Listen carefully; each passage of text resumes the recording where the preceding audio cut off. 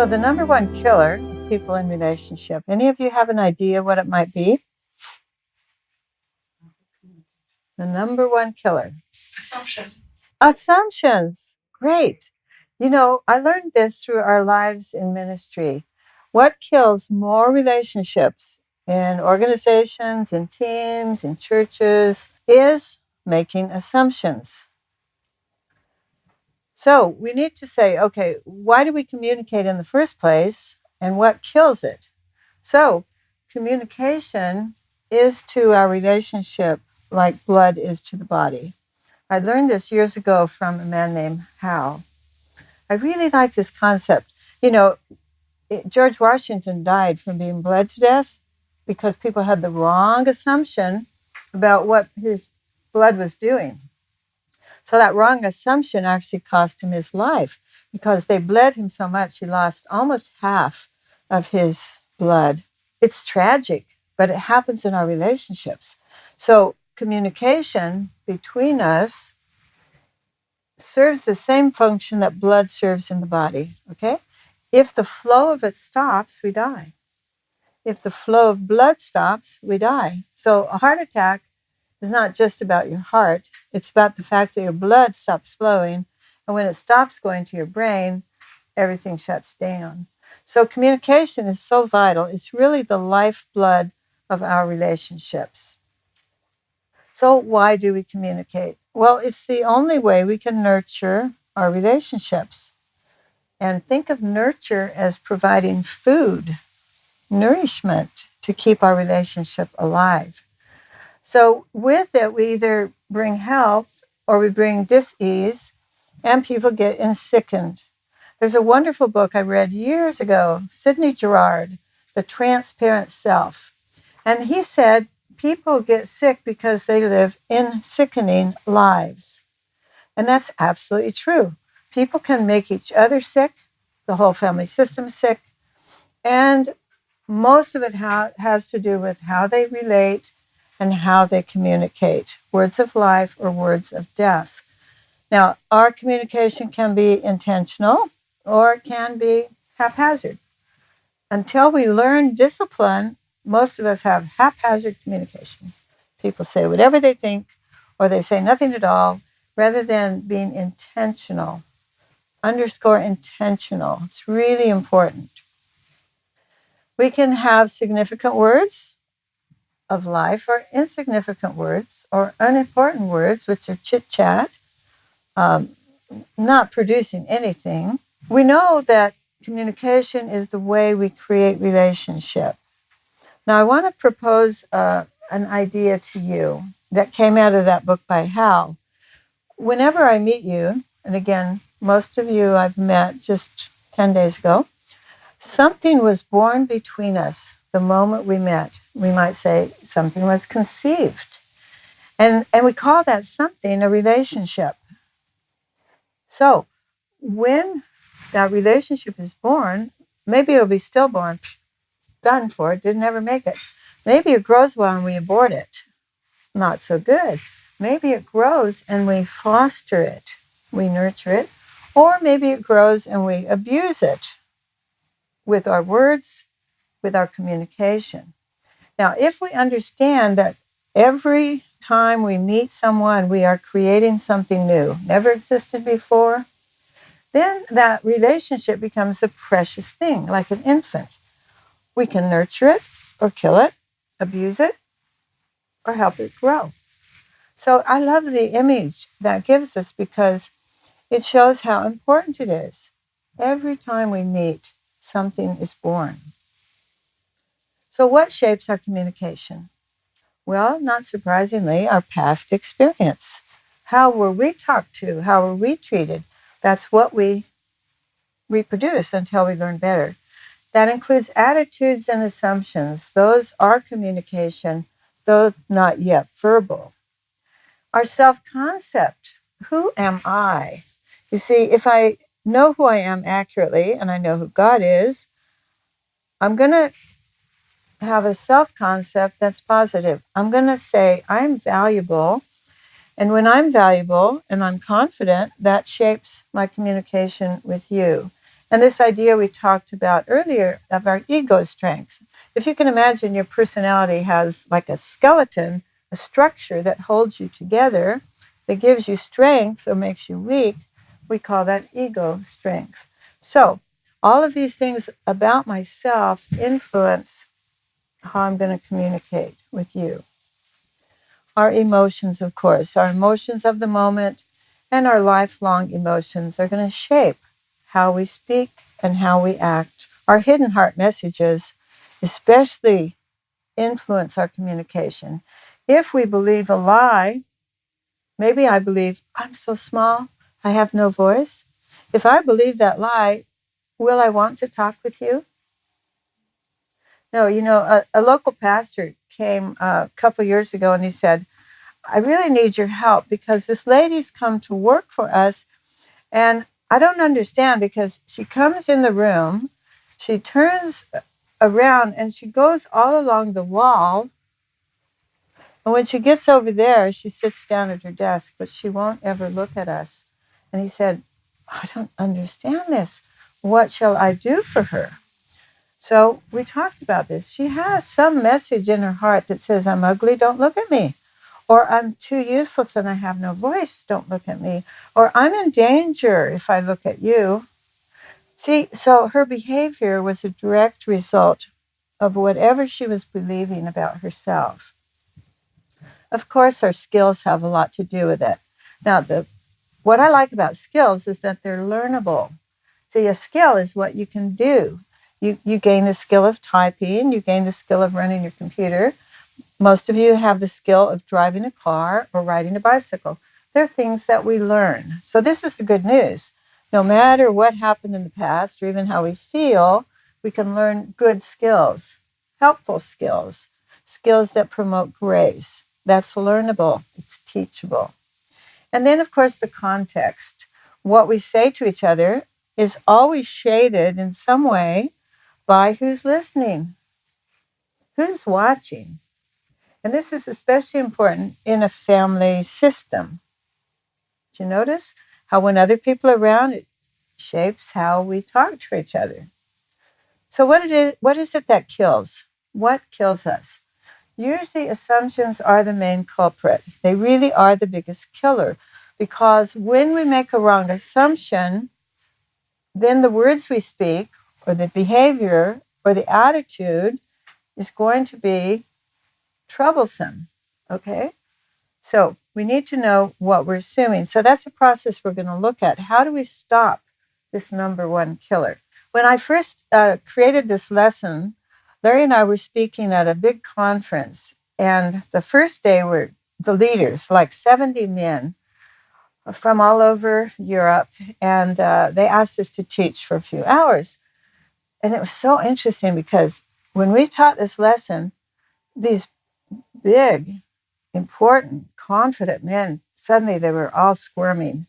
And they looked at each other and they said, oh, we just did that. We just killed somebody with our assumptions. It was very dramatic for me, having put the lesson together, because these were men who are willing to be honest and vulnerable and say, oh man, we just made that mistake. Let's not make that mistake again. So here are some examples of perception. Remember, perception is what's coming to us, all the stimuli, all right? So our perceptions lead us to make assumptions. If you saw my hand raised over Peggy's head, and all you see is that, what will you assume? I could whack her. I could bless her. I could kill a spider before it gets to her. You see, but it's your perception of my hand reaching toward her head that would lead you to assume you knew why I was doing it. So our perceptions lead us to our assumptions. So what does this say? Here's an example. God is nowhere. Oh, or God is now here. Or God is now here, or God is nowhere. Depends on how we perceive all those letters that don't have any spaces between them. God, I snow here. Another possibility. See, so this very same stimulus, which is the words without spaces, that very same stimulus, we can see at least three possibilities to assume we know what it means. And so the Rorschach, you remember old time psychologists used to use Rorschach. It's a blot, all different blotches of ink. And so they would ask the person, what do you see? And of course, what the person saw is what was inside of them, which then gave a view to the psychologist or the psychiatrist. What was that person thinking? Now here, what is your perception and then your assumption about this? This beautiful picture in the desert with all these camels, but half of what you see is actually shadow. You perceive it as reality, but half of these are actually shadows. How about this one? What do you see here? What do you perceive and assume? There's a hole in the wall. There's a hole in the wall. Anyone else perceive anything else? Well, it was probably either done from earthquake or a bomb. Okay, you could. So it looks like a hole in the wall. Could have been a bomb. Could have been an earthquake. What was that other response? Painting. It could be a painting. A photograph. There's 2 floors on the right side. Could be a photograph. All right. So which is it? You see, our perception could take us different ways. We could assume there was an earthquake and it wrecked this building, or we could, depending on the context, say it's a mural, which in fact it is in reality. But you see how tricky it is? When we see it, we immediately take our perception and make an assumption. So this is a process we do in life constantly. How about this one? What do you see here? 2 hands. 2 hands. 2 hands. Oh, you guys are so astute. Yeah, it looks like a fish being held by 1 hand, but it's actually 2 hands all painted up. So again, what we perceive instantly leads us to an assumption. And there's lots of famous illustrations in the world of psychology about how we see a picture and interpret it. But let's go on with this process. So I like Dick's word, our pastoral counselor Dick. He says we can call this a sumicide. Now, it sounds a lot like suicide, doesn't it? Well, in relationships, a sumicide can lead to suicide or murder. All right? So what is this number one killer?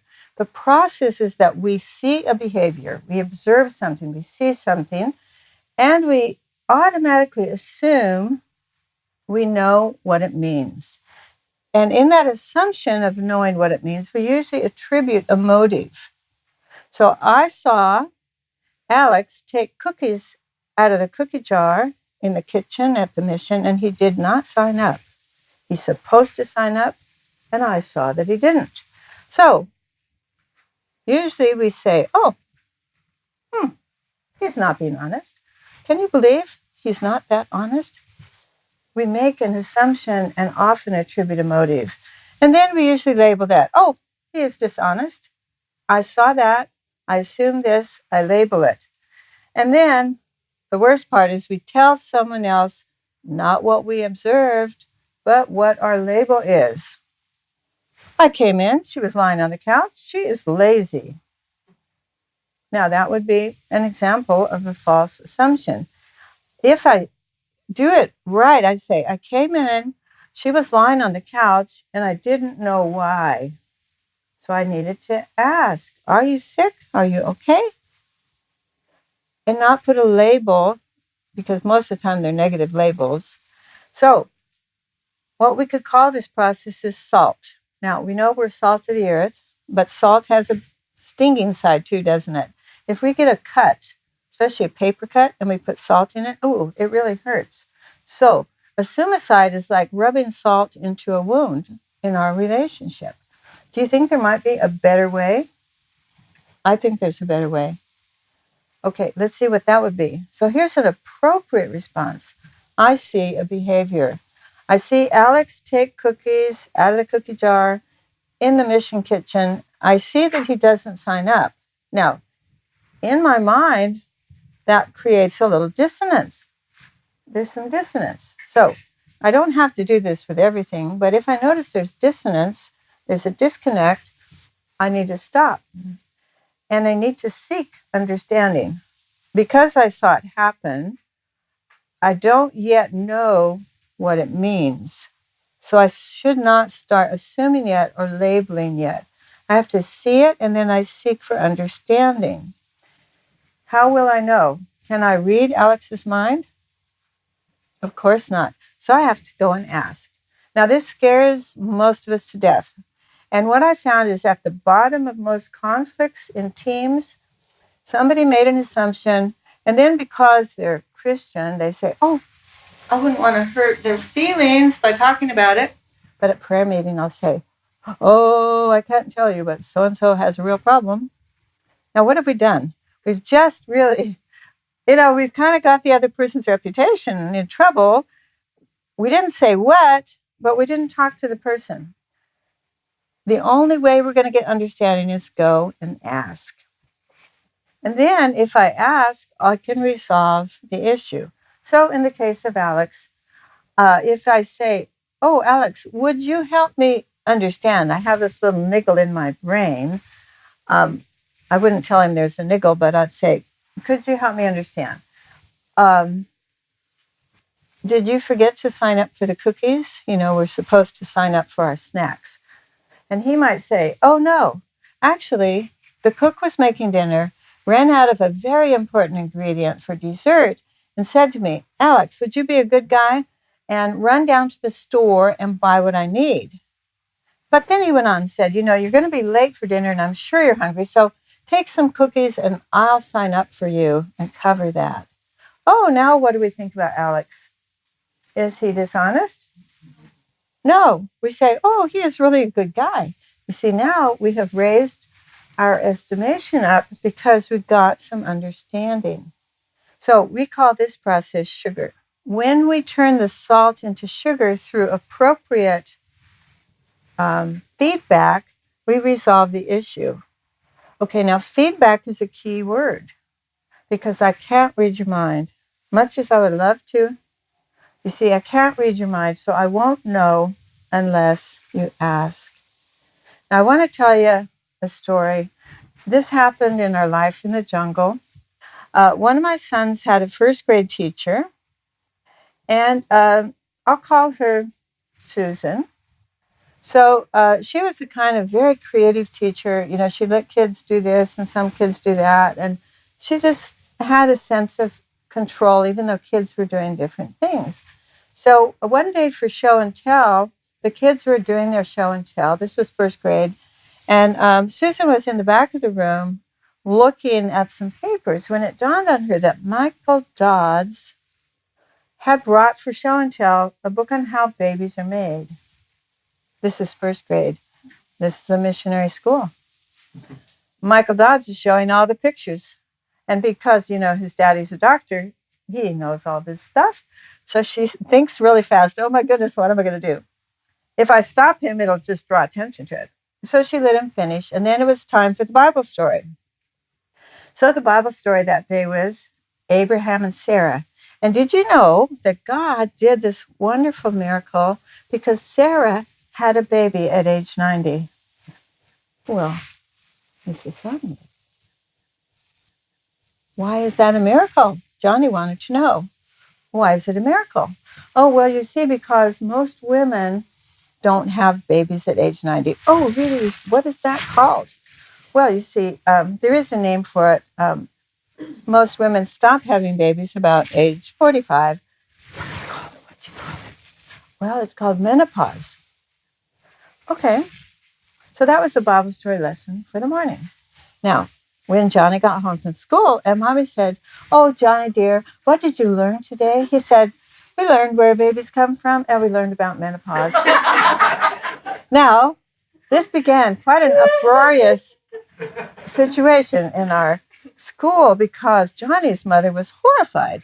And she went right to the principal and she said, we cannot have this sex education from the United States in our Christian missionary school. We just can't have this. It's not right, not appropriate. You've got to talk to this teacher and say, no, you can't do that in this school. So the principal calls the school board. Now, the school board is made up of all the parents. And did you know that this new teacher from the States is teaching the SECUS education, sex education? No, we can't have that in our school. We don't want our kids to know that stuff in first grade. So Susan, she gets a note in her mailbox. Oh, would you please come at 7 tonight and meet with the school board? It's like, well, I wonder what that's all about. So when she goes, she's confronted with, we cannot have this kind of teaching in our Christian missionary school.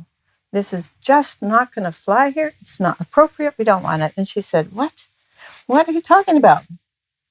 Well, Susan, Johnny said that he learned all about where babies come from, how babies are made, and about menopause. And that was in your first grade class. How can you explain that? And she thinks, wow, how can I explain it? Oh, she says, it was a doctor's kid. He brought that book and he showed these pictures, and I just let it go. And then you see we had the Bible story about Sarah having a baby at 90, and Johnny just kept asking questions. What do you call it? What do you call it? What do you call it? And finally I said, well, we call it menopause. So when he went home from school and you asked him, what did he learn that day? Wow, he gave you an earful. Now, Susan's mom says, oh, but I didn't want to hurt your feelings by talking about it. But what did she do in reality? Well, she went to the principal and the school board, and pretty soon everybody's talking about it. And then wouldn't your feelings get hurt even more? Yeah, and this is the way it often works. Oh, we don't want to hurt someone's feelings, so we never go and ask for understanding. We never say, oh, can you help me solve this dissonance? This is what I saw. What should I do? So it was a rather traumatic experience for Susan, but I observed that kind of thing happening often, especially when people are really nice and when they're really Christian and they honestly don't want to hurt anyone. But they forget that they can't read minds. So we make assumptions, attributions, labels, and unfortunately, we tell it to other people. So how are we going to turn the salt into sugar? Okay, look at these steps. First, we stop at the first assumption. Now, because of that learning cycle we studied, we realized that assumptions are something we make all day, every day, all the time. It's part of that. We see something or we experience something, we automatically try to make sense of it. And we have a first assumption.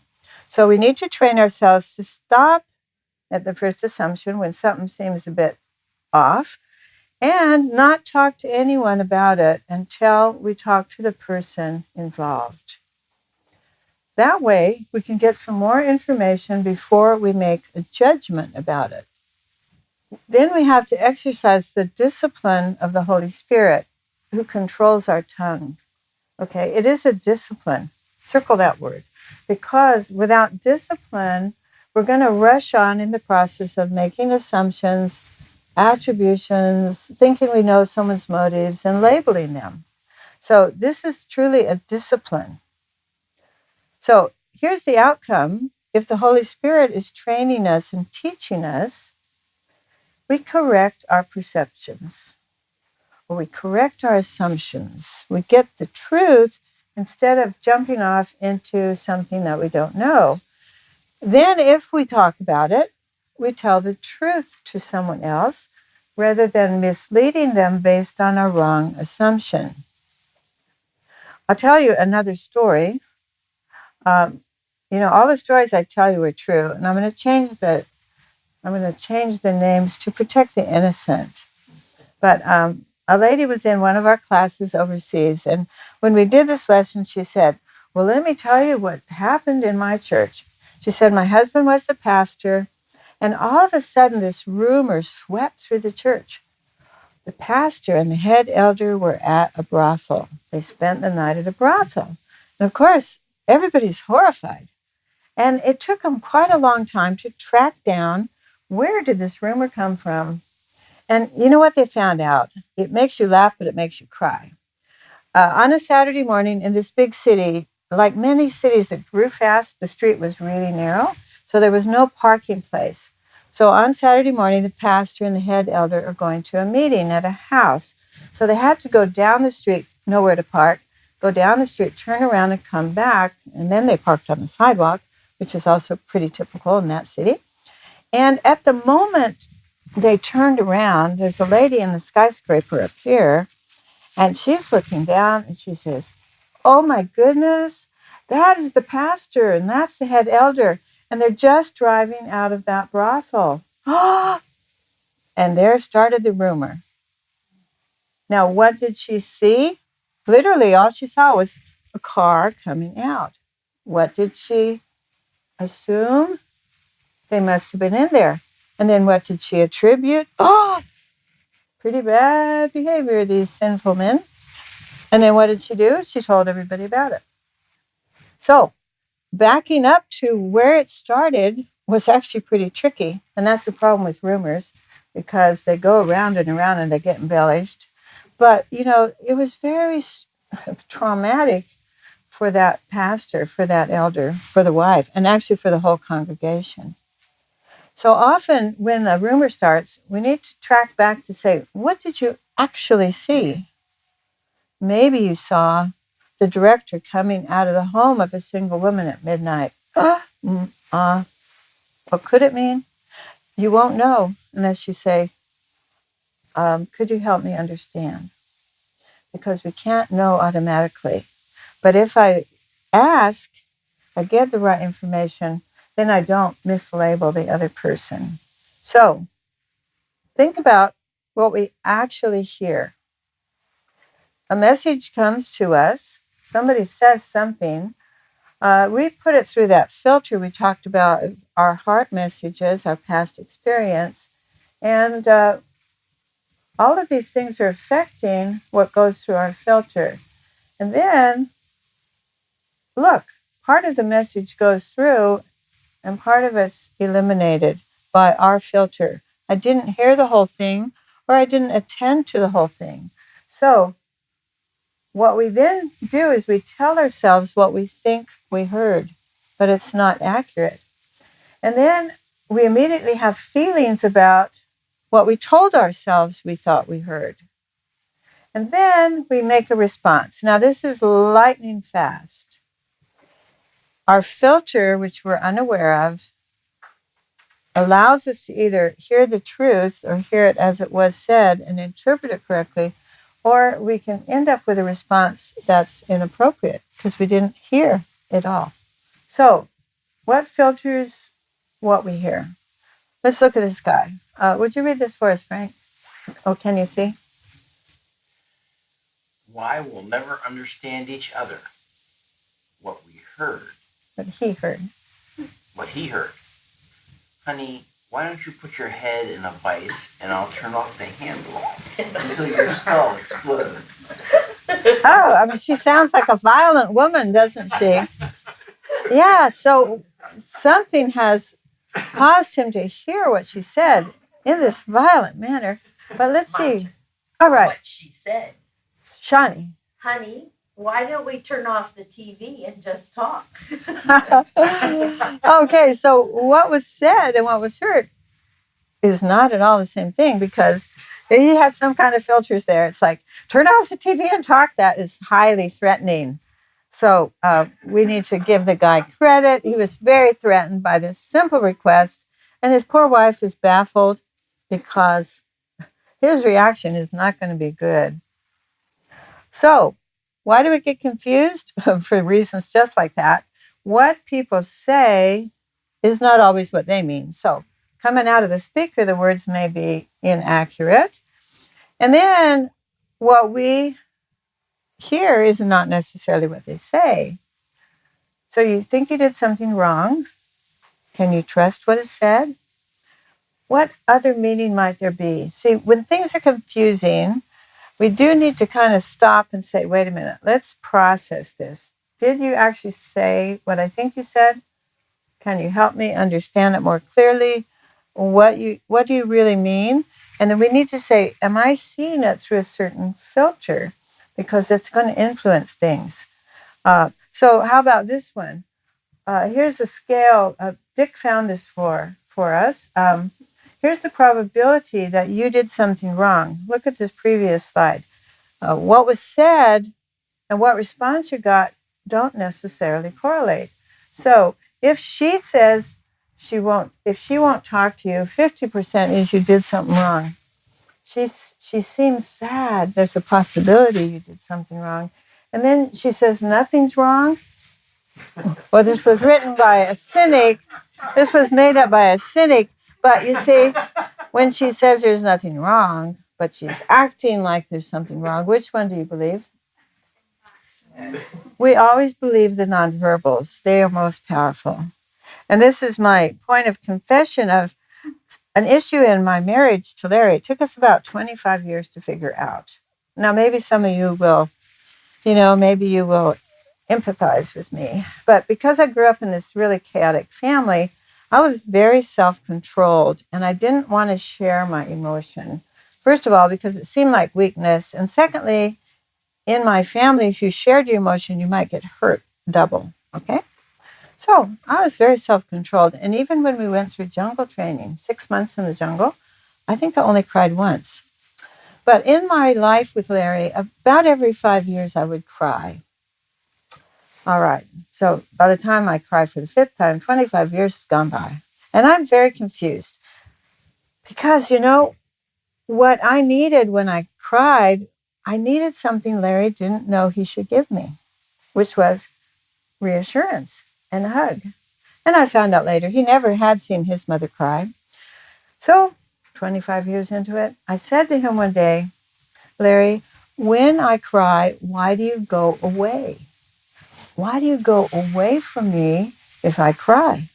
Because what I really want is for you to come close to me and put your arms around me and say, it's going to be okay.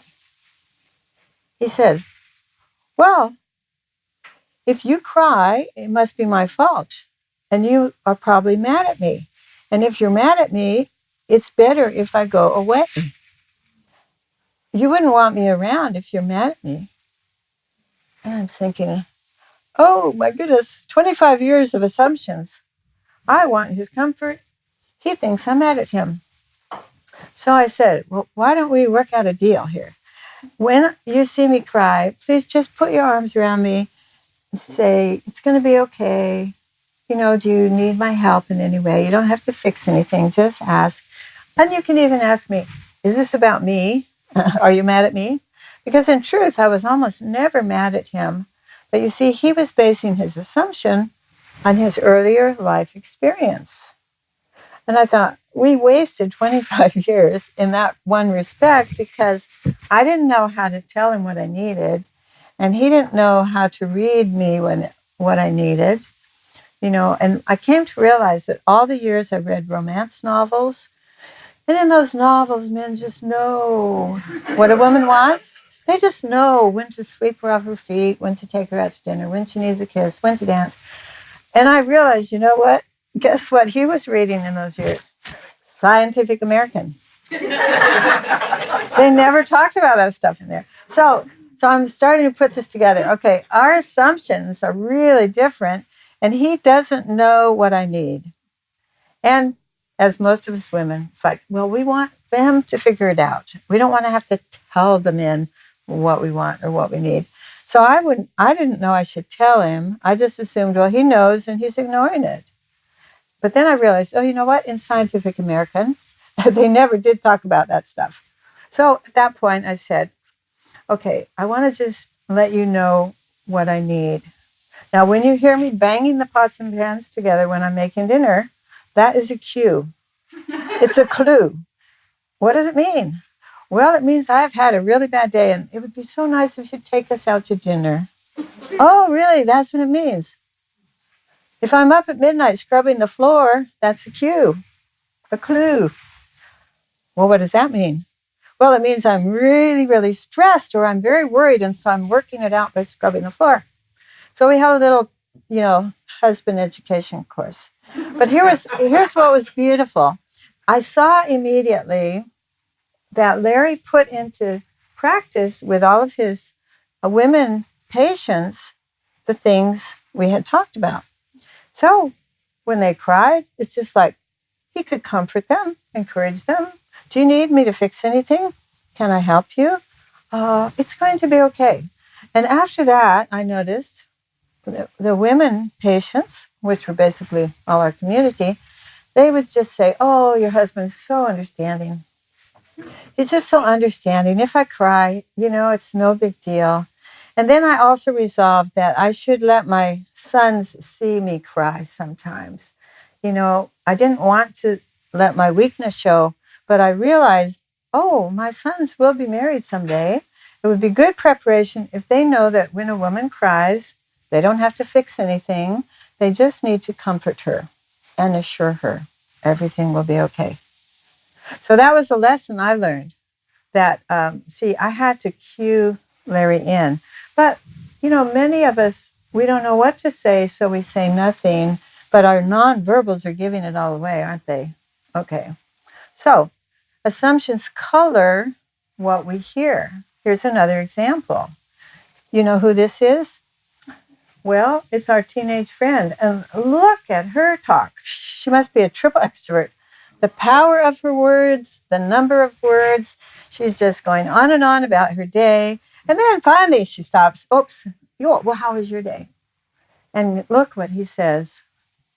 Like yours, but with less detail. I love comic strips because there's such good psychology sometimes. So we have different habits, but we have to come to understand each other. Now, how about this one? What does Irving hear? Would you read this one for us, Sarah? Want me to have them put that on hold, Irving?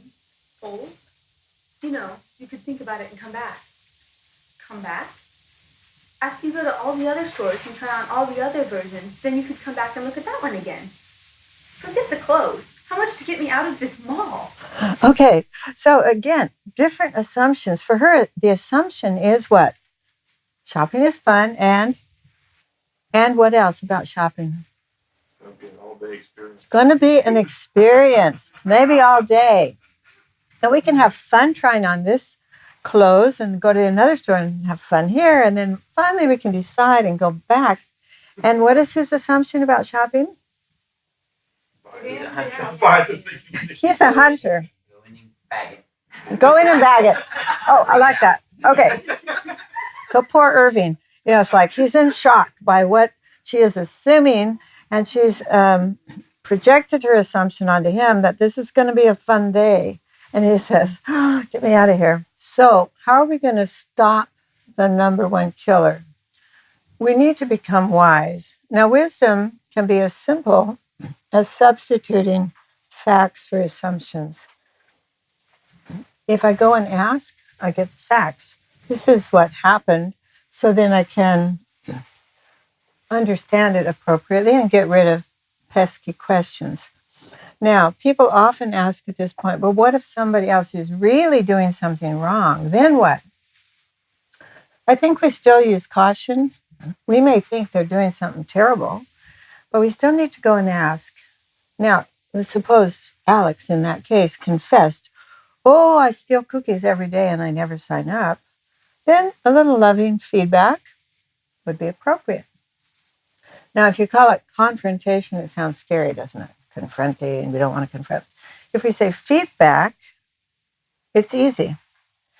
So if Alex was really doing something wrong, I might say to him, why don't we talk about that? Why do you have a need to steal cookies?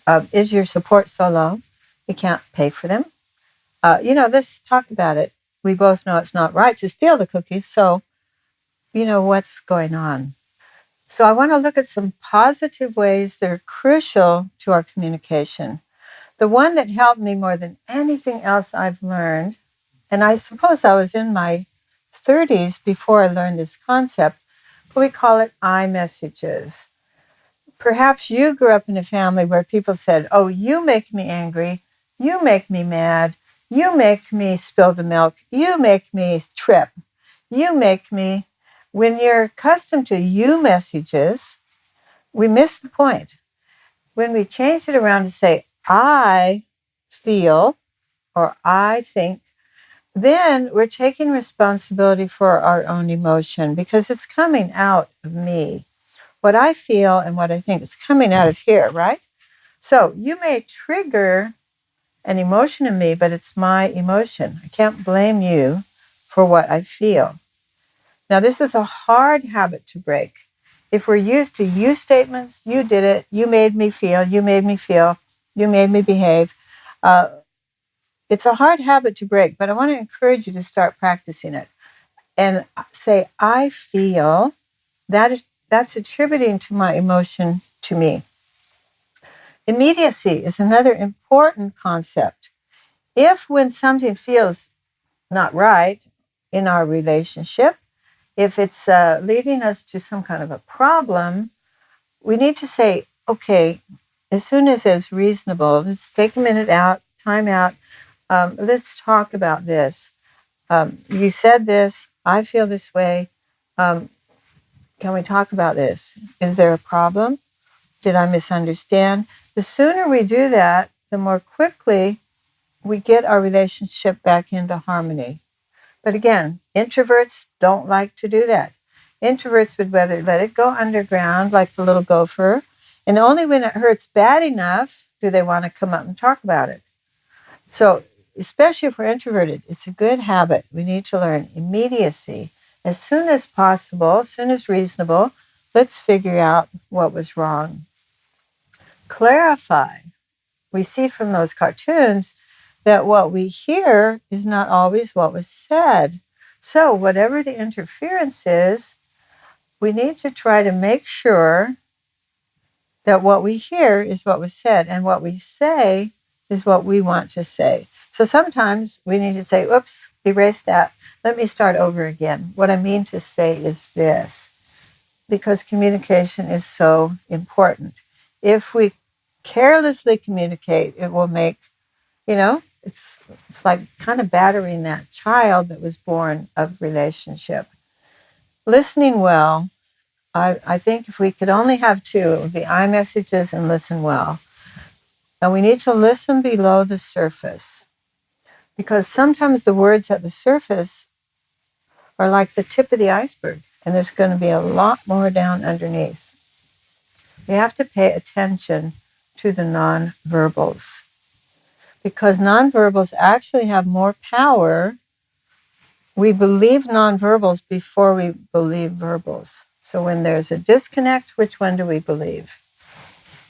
The nonverbal. Okay. And we have to be attentive, because listening is actually hard work. Listening is a discipline. So this is an important skill. And if we're listening, the key to clarifying is to ask questions, to say to the person, make sure I understand. Or if I want genuine information, I shouldn't lead the question like, well, when you were out frittering away your time last night, where did you go? Because what if I just put into that equation? A judgment. You're out frittering away your time. So who would want to answer me honestly? You see, so we have to not lead the other person with our negative language.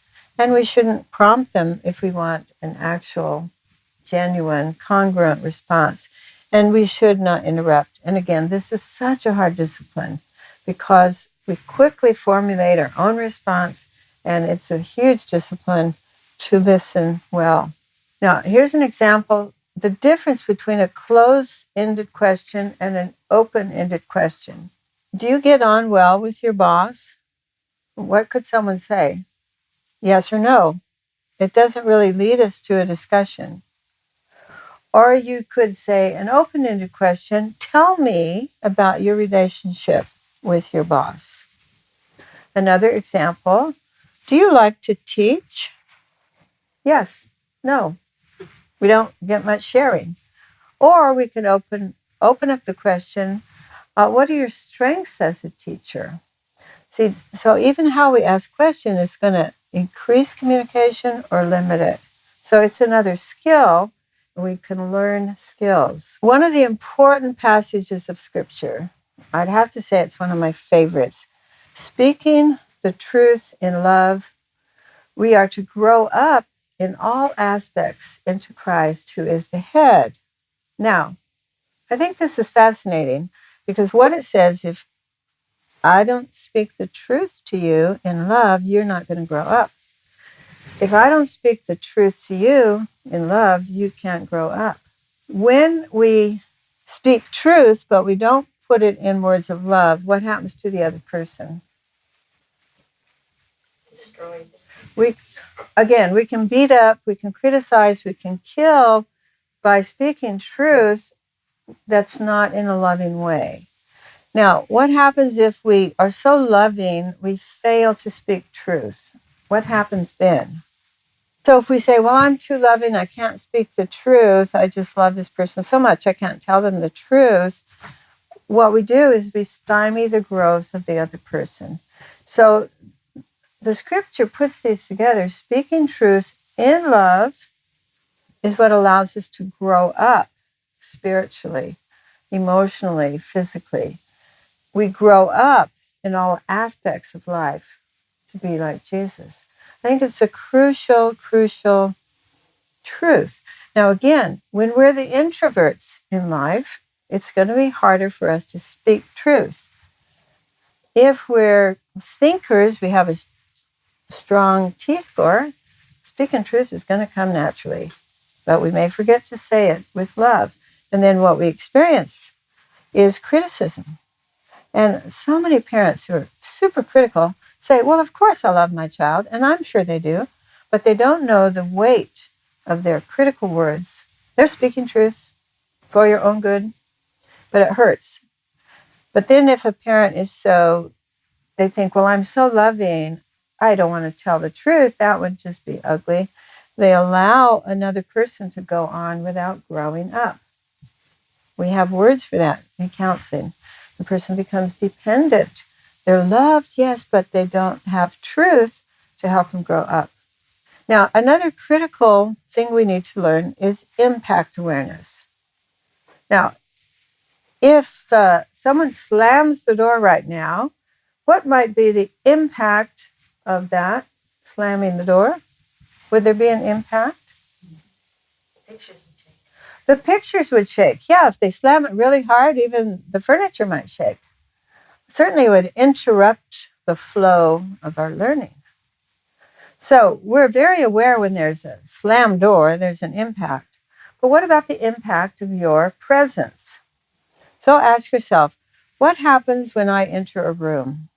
Does everybody hush up? Can't talk about it anymore because Lois is here. What's the impact when you enter a room? Do you lift the spirits of people? Does your presence depress them? Do you come in late and distract them? Do you come in late which says, it's not important enough that I be here with you? You see, we need to say, what is the impact of my presence? We call that impact awareness, all right?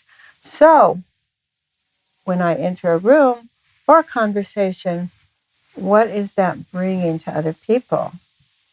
How do people experience me? We need to really understand this. And when we go across culture, guess what? It's even more important. How do people experience us in the other culture? One thing I learned in Peru, I had to learn, is because I'm an introvert, if I was coming late, my habit would be sort of sneak in, sit down quietly, and hope nobody notices me.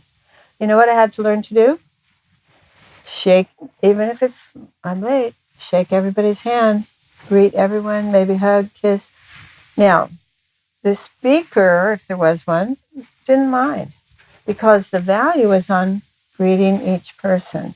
Now, I also learned if I went to a dinner or something important honoring a person, I must never leave before that key person left. That would really be dishonorable.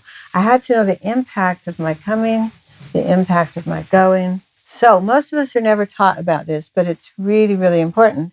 And when we go into another culture, it becomes very important. Now, we're going to look for a minute at some communication killers, and then we're going to contrast those with keepers, communication keepers. Okay, let's look at some killers. Well, when somebody tells you how you should feel or think, don't feel that way. It's stupid to feel that way. You can't feel that way. That is a killer. Or thinking, oh, how could you think that? Oh, I can't believe you think that. You see, that kills communication. Do you want to go on sharing? No, we don't. Loaded words. So how are you doing with your irresponsibility today? How are you doing with frittering away your time? when we use loaded words, it kills communication. We don't want to continue. How about negative words and labels? Those hurt a lot. So I've heard mothers say things like, motor mouth, can't you stop talking? Or to a child who loves reading, put down that book. What's wrong with you? Go out and play.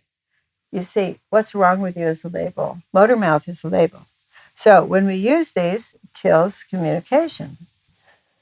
And then belittling, minimizing, condescending, those really kill our communication.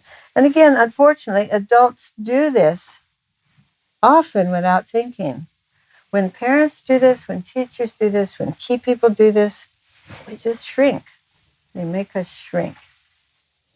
And then when someone doesn't listen, we do skits here sometimes. And, if we're doing a skit about counseling and I'm looking at my watch all the time and I'm tapping my leg and I just can't quite concentrate on you and the corner of the room is much more interesting than you, will you want to continue with me? No, of course not. Because my nonverbals would indicate I'm not listening, and that would be hurtful. Okay, you statements. Those are blaming statements. Well, you always do this, or you always do that, or you are irresponsible, or you don't ever get it right. Those cut off communication. Here and there and then, generalizations. Now, it's interesting that extroverts have a lot of words, but they're not necessarily the words we need to hear. So people who are compulsive talkers usually are based then and there, back then somewhere, and they'll tell you amazing details from 1929 or 1973. Now, they know that stuff and they talk, but we don't need to hear it. It doesn't have relevance now.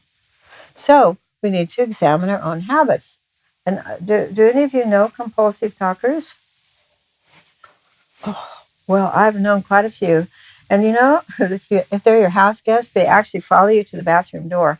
And it's not until you close the door they get the hint. Stop talking. Okay, so people who are stuck in there and then are not relevant, and it kills our communication. There's talking, but it's not communicating. Okay, being impersonal. Again, people who just chat, talk about other people. Does it do us any good? No, it kills our communication. Attributing motives, assume-aside. We've talked about all that, but it really does kill our communication. Well, how do we contrast that with some communication keepers? Things that we want to practice, that we want to become good at. Well, thinking the best, having a charitable intention, a charitable attribution. Now, I learned some of my painful lessons as a mother when things went wrong. When Catherine was little, probably 3, she wanted to help me, and so she was dusting the living room to surprise me. It was very sweet, but she broke a vase in the process. And on that occasion, I was charitable, and I said, "Oh, it's okay because I know you want to help me." Now, when another child, who I won't mention, spilled a gallon of varnish, my response was not very charitable. It's like, why did you do this? Why didn't you ask for help? Why didn't you get Daddy to help or get me to help? And the response was, but Mommy, I was trying to make you a surprise. It's like, oh, then you feel, oh my goodness, I really missed that one. But you see, if things go wrong and we attribute the best to the other person, we're going to keep that relationship going. Listening intently, actively. Listening is an active process. And the more important the subject, the more we need to zero in with attention. Using I statements. You see, if I'm having a lousy day and I say, I don't feel so good today, I feel irritable or I feel depressed, I'm not blaming it on you. That's the beauty of an I statement. It's like, okay, I know I'm feeling this way. Maybe I don't know why. But instead of saying, you made me do it, or you made me feel this way, you see, we keep communication going through I statements. And learning to clarify and to restate. Those are really important. So we give feedback, sort of a feedback loop to know if we are understanding correctly. Affirming the value of the other person. So again, when we make a habit of this, it really increases our relationship, becomes more positive. When we express our needs, our limits, and our ideas as our own, we contribute to the health of the relationship. And we'll look at in a minute about how we do that to make it most helpful. Of course, controlling the tongue. We've already talked about that. So important. If I want to keep my relationships healthy, I really have to control my tongue. Being vulnerable. Now, this one's tricky because we can't be vulnerable with everyone. But hopefully we have just a few people in our life with whom we can be vulnerable. We can let them know what's going on inside of us, our needs, our wants, our troubles. And those few people can help us keep our balance. But if we shut everyone out, we can't promote the relationship. You know, you cannot know me unless I give you permission to. I can't know you unless you invite me to. So being vulnerable is giving permission to another person to get to know us more intimately. Larry came home from a conference early in our marriage, and he said, the speaker said something really weird. He said, I've been thinking about this. He said, the longer you're married, the harder it is to be honest with each other. And Larry said, that just seems weird to me. Wouldn't you get more honest the longer you're married? So we kind of mulled it over and talked about it. And what we came to see is, you know, the longer you're married, the less you want to rock the boat. It's like, okay, we're already making it. We already have this loving relationship. So 10 years in, 15, 20, you don't want to rock the boat by telling your spouse something they never heard before, maybe before you were married, or something that's happening now which feels destabilizing. So it's not that you're going to lie, but it's harder to be vulnerable, harder to let that other person know because you are both changing, and so marriage becomes more of a challenge. Be self-disclosing. I have another cartoon which I've lost, but it showed a person inside of a cage. And the statement was, if you loved me, you would come in here and find me. And then the next frame was that cage is inside of like a cement tunnel. And then that cement tunnel is inside of a cave. And that cave is down in the ocean. And the person says, if you really loved me, you'd come in here and find me. And when I saw that cartoon, again, it's like I realized Larry cannot know me if I don't invite him. And if I don't self-disclose, sure, we could be married and keep it all stable, but self-disclosure is required if we're going to develop greater emotional intimacy. And taking time. We all learn that. Taking time with our relationships is important. So here's the skill practice. We'll do a little bit later.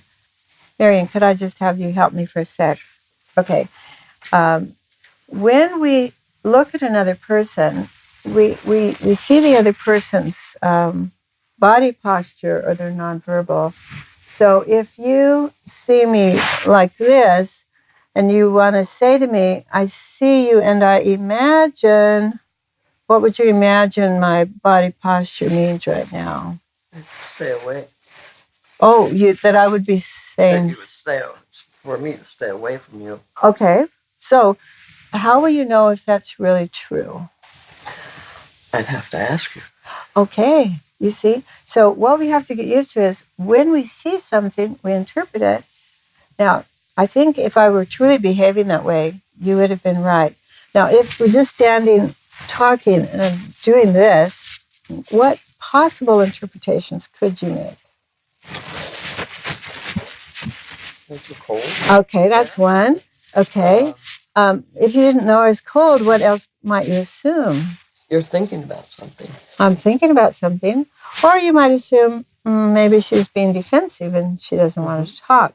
See, so what I want you to think of, the skill is saying, when I see you in a posture, I see you maybe keep looking at your watch, I assume or imagine I know what it means. Now, if we don't develop the skill to say, did I interpret that correctly? Then see, we get in trouble. Thank you very much. You're a good sport. Okay, so again, in across cultures, this is even more important. I see something and I imagine I know what it means, but I won't know unless I ask. Here we are, back to speaking the truth in love. We are to grow up in all aspects. That means psychosocially, emotionally, spiritually, grow up into Christ who is the head. Now, lots of people say, well, what is conflict? And here's my definition. This is just what makes sense to me.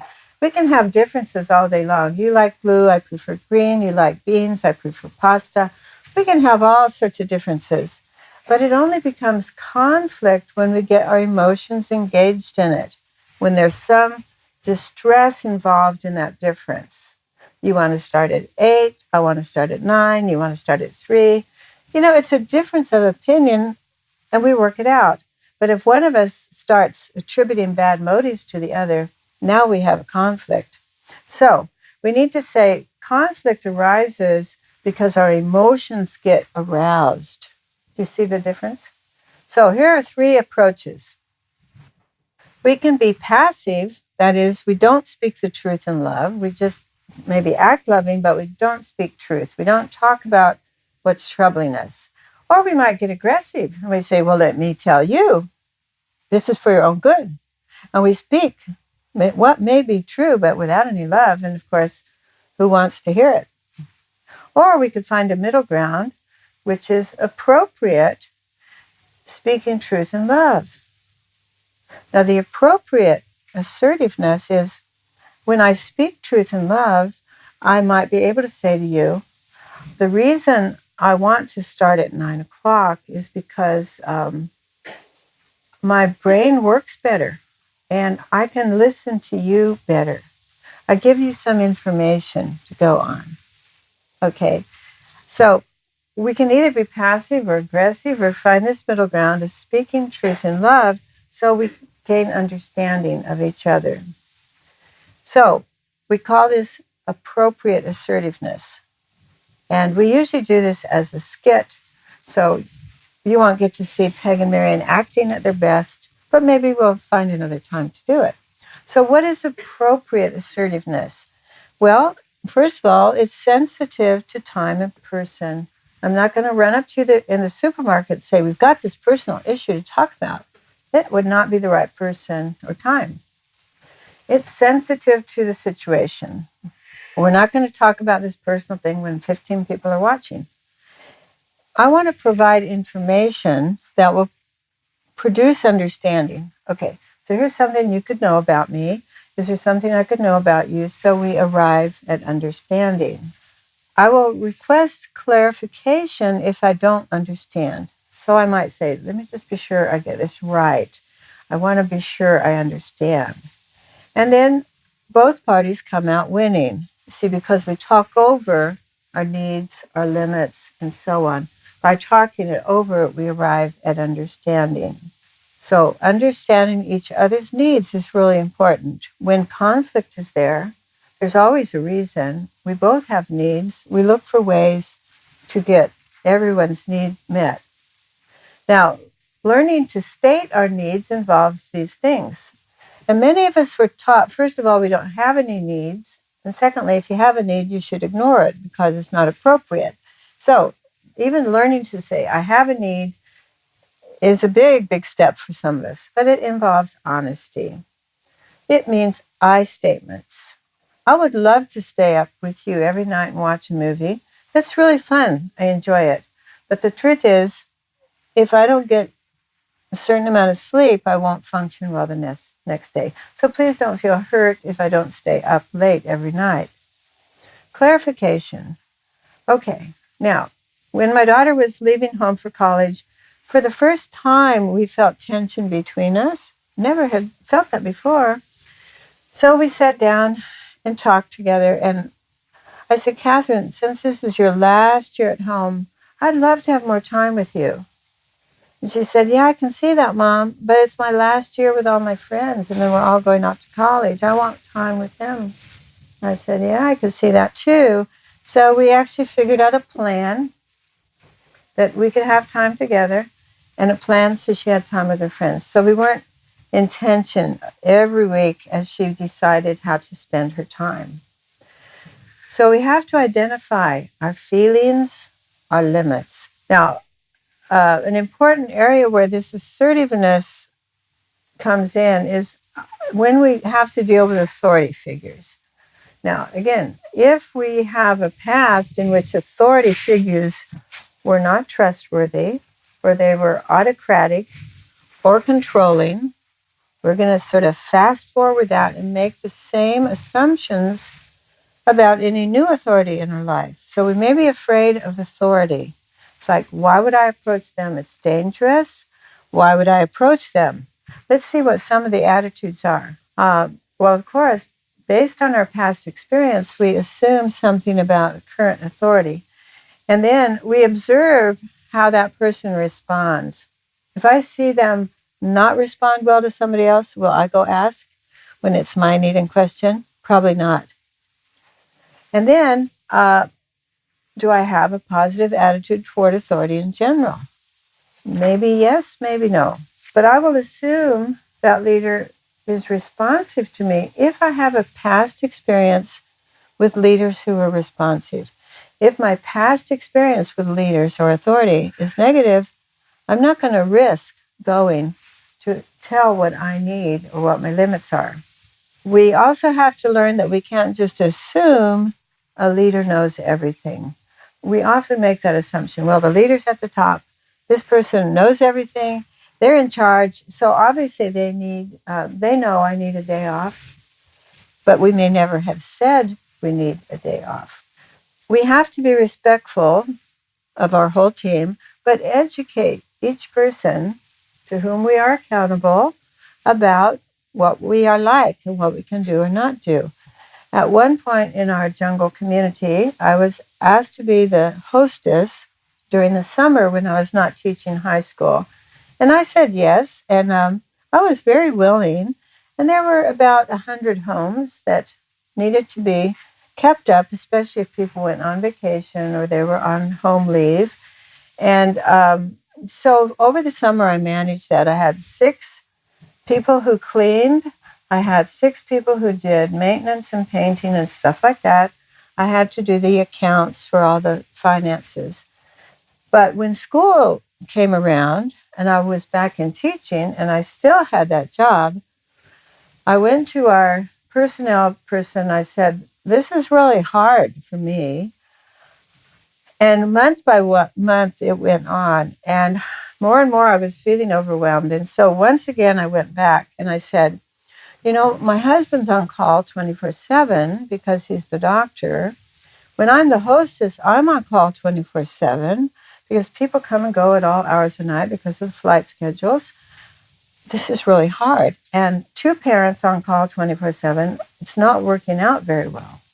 Could you please take this job off of me? So it was only at that point that the personnel people found someone else who would do it.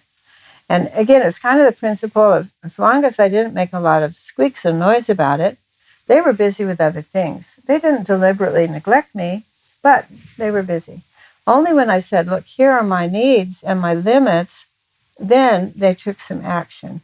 That was a good lesson for me because I realized if I'm going to be in balance, I do have to let someone know my needs and limits.